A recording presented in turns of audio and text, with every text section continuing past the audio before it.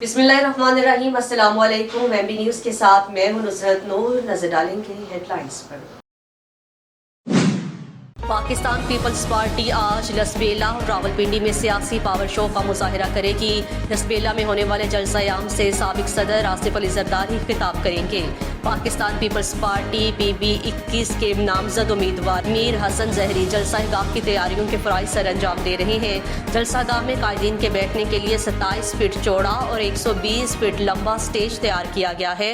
जलसा-गाह में जियालों के बैठने के लिए 1 लाख कुर्सियां लगाई गई हैं। इलेक्शन 2024 खैबर पख्तूनख्वा पुलिस के लिए 50 करोड़ रुपए की फंड्स की मंजूरी। खैबर पख्तूनख्वा की निगरान हुकूमत ने इंतखाबात के लिए पुलिस फंड्स की मंजूरी दे दी। खैबर पख्तूनख्वा पुलिस के लिए 50 करोड़ रुपए फंड्स की मंजूरी दे दी गई है। महकमा पुलिस ने इंतखाबात के लिए 75 करोड़ रुपए का मुतालबा किया था, जबकि माली मुश्किलात के बायस निगरान हुकूमत ने 50 करोड़ रुपए की जारी किए हैं। कराची में पाकिस्तान की पहली मैराथन आमिर सुहेल के नाम। वर्ल्ड एथलेटिक्स फेडरेशन से मंजूर शुदा पाकिस्तान में पहली मैराथन कराची में शुरू हुई, जो 42.2 किलोमीटर पर मुश्तमिल फुल मैराथन आमिर सुहेल ने जीत ली। आमिर सुहेल ने फासला 2 घंटे 36 मिनट और 9 सेकंड में तय किया। फुल मैराथन में इसरार खटक दूसरे और आमिर अब्बास तीसरे नंबर पर रहे।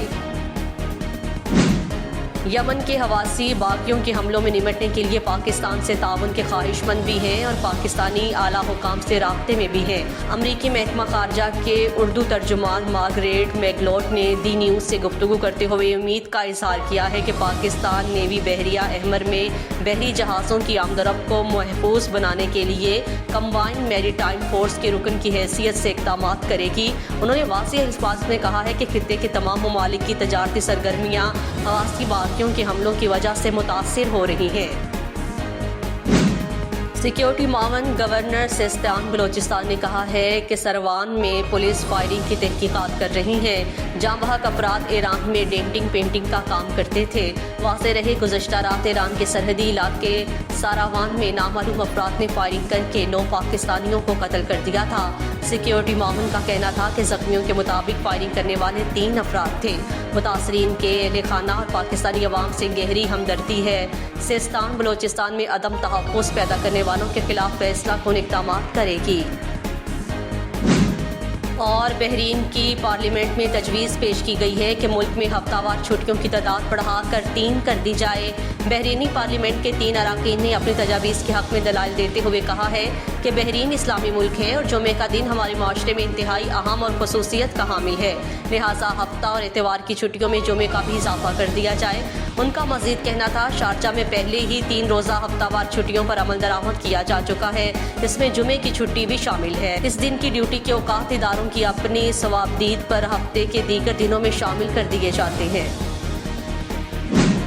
मुलाजिम को मारने की वीडियो पर मिशी खान की राहत फ़तेह अली खान पर कड़ी तनकीद। पाकिस्तान शोबिज़ इंडस्ट्री के अदाकारा मिशी खान ने आलमी शोहरत याफ्ता गुलकार राहत फ़तेह अली खान की वायरल वीडियो पर इन्हें सख्त तनकीद का निशाना बनाया। सोशल मीडिया पर राहत फ़तेह अली खान की एक वीडियो वायरल है, जिसमें वो अपने मुलाजिम को पीर साहब के दम किए हुए पानी की बोतल के गुम हो जाने पर बेदर्दी से तशद्दुद का निशाना बना रहे हैं।